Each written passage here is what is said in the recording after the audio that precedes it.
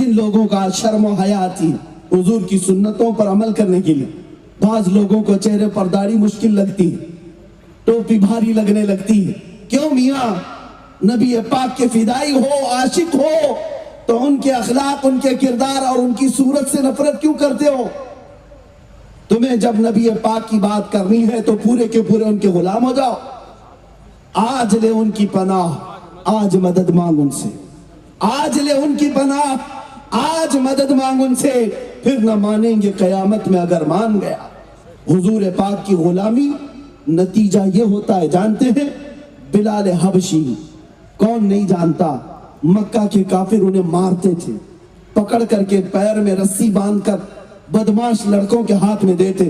وہ مکہ کی گلیوں میں بلال کو کھینچتے ہوئے لے جاتے، گرم ریت پر سلاتے، ان کے سینے پر سل رکھ دیتے، اور کبھی کبھار حضرت بلال کو ننگی پیٹھ انگاروں پر سلاتے تھے، اور ان کی پیٹھ کا گوشت گل جاتا تھا، اور جب انگارے ٹھنڈے ہو تو ہوا دے کر اور دہکایا جاتا.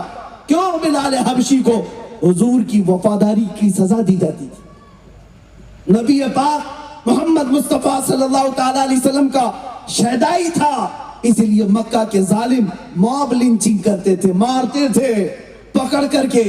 پوری پیٹھ کا گوشت گل گیا تھا، ریڑھ کی ہڈی دکھتی، لیکن باوجود اس کے وہ ثابت قدم رہے، ثابت قدم رہے. اے مسلمانوں، اس نبی پاک کی عزت کے معاملے میں ہم نے کون سی مصیبتیں اٹھائی آج تک؟ ہمیں تو کسی نے مارا نہیں، کوئی گردن پر تلوار تو نہیں رکھا. آج ہم ہندوستان میں امن و امان سے رہ رہے ہیں، اور جو زہر پھیلانے کی کوشش کر رہے ہیں ان زہریلے کیڑوں کو بھی ہم انشاءاللہ علاج کریں گے. لیکن میں آپ سے کہنا چاہتا ہوں، حضور کی غلامی میں جو ثابت قدم رہا، پیٹھ پوری جل گئی، انگاروں پر سویا، کوڑے کھایا، رسی باندھ کر گلیوں میں گھمایا گیا. لیکن جانتے ہو، جب بلال ہجرت کر کے مکہ سے مدینے چلے گئے، 6 سال کے بعد جب رسول اللہ صلی اللہ تعالیٰ علیہ وسلم مدینے سے مکہ آ رہے تھے، اور فاتح کی حیثیت سے مکہ فتح ہو چکا، بغیر جنگ و جدال کے، بغیر قتل و قتال کے. آپ کو پتا ہے 10,000 صحابہ خانہ کعبہ کے پاس حرم کعبہ میں اندر نماز پڑھنے کے لیے آئے. تو اس وقت جو پہلی اذان دی جانی ہے، پہلی اذان حرم مکہ سے دی جانی ہے، کعبے کی چھت پر میرے آقا نے اگر کسی کو چڑھایا تو بلال حبشی کو چڑھایا. کس کو چڑھایا؟ بلال حبشی کو چڑھایا. واقعہ آپ کو معلوم ہوگا، حضرت بلال کو کعبے کی چھت پر چڑھا کر اذان دینے کا حکم دیا. آپ نے اذان دی کعبے کی چھت پر. میرے عزیزو، بعض بزرگوں نے یہاں پر نکتہ یہ بیان کیا، صحابہ میں حضرت ابو بکر بھی تھے، حضرت عمر بھی تھے، دیگر صحابہ بھی تھے. آج پہلی اذان مکہ سے ہو رہی ہے تو ان میں سے بڑے بڑے صحابہ میں سے کسی کو اوپر چڑھاتے، لیکن رسول اللہ نے بلال حبشی کو چڑھایا. بلال حبشی کو چڑھایا. کیوں؟ اس لیے کہ دنیا کو یہ میسج دینا تھا، جو نبی کی محبت میں زخم کھائے گا خانہ کعبہ کی چھت پر بھی اسے چڑھایا جائے. سبحان اللہ، سبحان اللہ. اسے خانہ کعبہ کی چھت پر بھی چڑھایا جائے گا. یہ نبی کے غلاموں کا مقام ہے.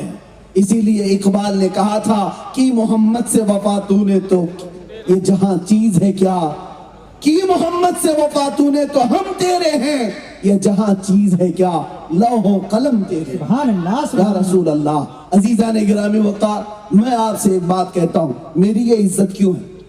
میں وشاکھاپٹنم پہلی مرتبہ آپ کے اس مسلم آباد میں آ رہا ہوں، لیکن محبتیں ایسی لگتی ہیں صدیوں پرانی ہیں، رشتے ایسے لگتے ہیں کہ صدیوں پرانے ہیں. ہر کوئی ملنا چاہتا ہے، ہر کوئی ہم سے مسافر. یہ جو عزتوں سے آپ نے نوازا، کس لیے؟ کیا کسی نیتا کا بیٹا ہونے کی وجہ سے؟ کیا کسی بڑے خاندان کا ہے اس لیے؟ یا پیسے والا ہے اس لیے؟ نہیں، ہر ایک یہاں بیٹھا ہوا یہی کہے گا، صرف اس لیے عزت دی جاتی ہے کہ نبی کا غلام، مصطفیٰ کریم کا غلام ہے. بات کرتا ہے تو رسول اللہ کی عزت کی بات کرتا ہے. اس لیے لوگوں نے پلکوں پہ بٹھایا، کندھوں پہ اٹھایا، پھولوں سے سجایا، منبر پر بٹھایا. اس سے یہ بات پتا چلتی ہے، جب تک بکے نہ تھے تو کوئی پوچھتا نہ تھا، जब तक बिके न थे तो कोई पूछता न था, या रसूल अल्लाह तुमने खरीद कर हमें अनमोल कर दिया। सुभान अल्लाह। नारे तकबीर, नारे रिसालत, जश्न गौसे आजम कॉन्फ्रेंस, मसलके आला हजरत, फैजाने आला हजरत, नारे तकबीर, नारे रिसालत। क्या कहना मेरे अजीजों, इसीलिए मैं कहता हूं बिको तो बाजार मुस्तफा में बिको। हाँ, इसकी उसकी जय विजय करते हुए झंडे उठाए हुए ना घूमो। मुसलमानों, तुम्हारी जिंदगी इन पार्टियों के पीछे जय जय करने के लिए नहीं है। हमारे बुजुर्गों ने तो हमें यूं सिखाया, किसी की जय विजय क्यों पुकारे, क्या गरज हमको, किसी की जय विजय क्यों पुकारे, क्या गरज हमको, हमें काफी है सैयद अपना नारा या रसूल अल्लाह, सुभान अल्लाह। हमें काफी है सैयद अपना नारा या रसूल अल्लाह, बस हमारे लिए ये काफी है। तुम नबी पाक सल्लल्लाहु ताला अलैहि वसल्लम के गुलाम हो, पूरी गुलामी में आ जाओ। हुजूर की इज्जत की बात है, पूरी के पूरी इज्जत में आ जाओ, तुम्हें भी अल्लाह ताला इज्जतों से नवाजेगा। जो खोया हुआ वकार है वापस मिल जाएगा। शर्त यह है कि उनसे वफादारी करो, शर्त यह है कि नबी पाक के वफादार बनो। जियो तो उनके नाम पर जियो, मरो तो उनके नाम पे मरो। बेशक।